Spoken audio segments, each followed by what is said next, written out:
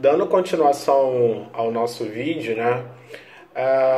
Eu vou começar falando sobre a fase do capitalismo comercial, que foi no período histórico mais intenso, vamos botar assim, né? Em relação às trocas comerciais, que foi o mercantilismo, né?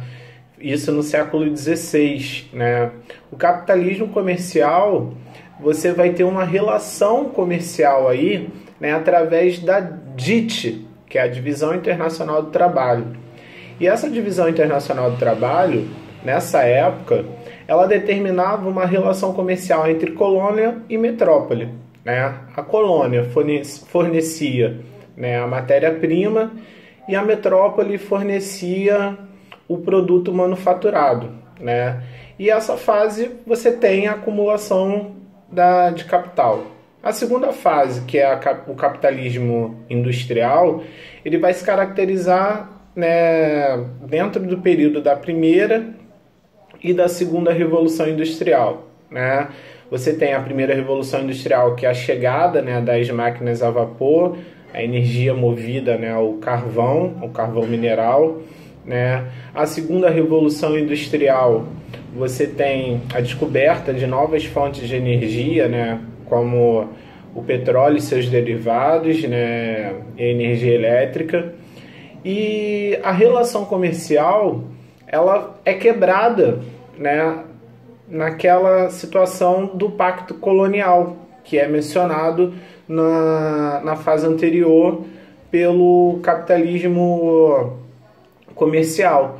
Porém, continuava sendo a relação entre colônia e metrópole. A colônia fornecendo a matéria-prima, só que a metrópole agora, ao invés de fornecer o produto manufaturado, fornecia o produto industrializado, já que você tem a chegada das máquinas. E a terceira fase do capitalismo, que é o capitalismo financeiro, você tem a junção das duas fases anteriores, né, com a acumulação de capital, mais o capital de financiamento. Quando a gente fala de capital de financiamento, a gente fala de bancos, né? Então surge o conceito de juros, né? E aí você tem a criação de bancos mundiais como o FMI, o BIRD, que é o Banco Mundial, né?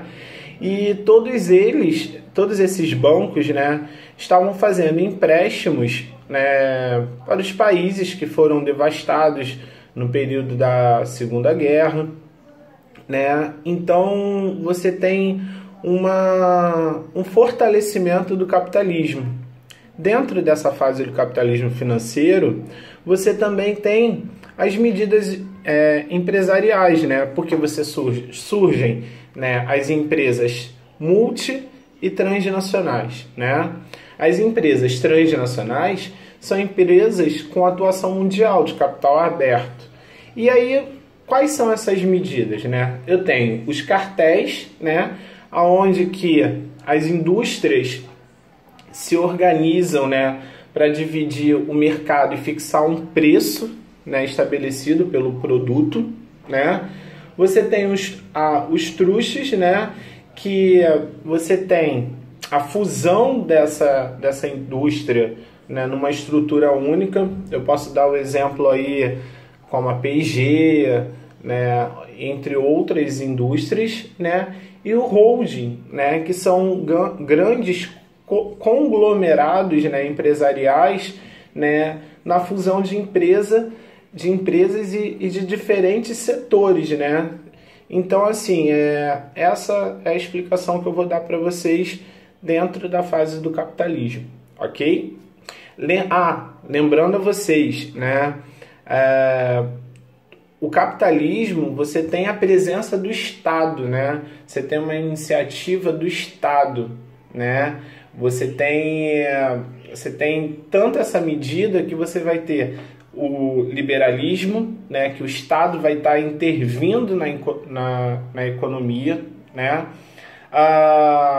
Você vai ter o keynesianismo, que vai surgir após a crise de 29, né, que o Estado vai tomar conta dessa economia, e o neoliberalismo, que o Estado aí ele vai participar, mas não como um agente ativo, e sim como um agente incentivador, né, na produção da economia. Ok? Beijos!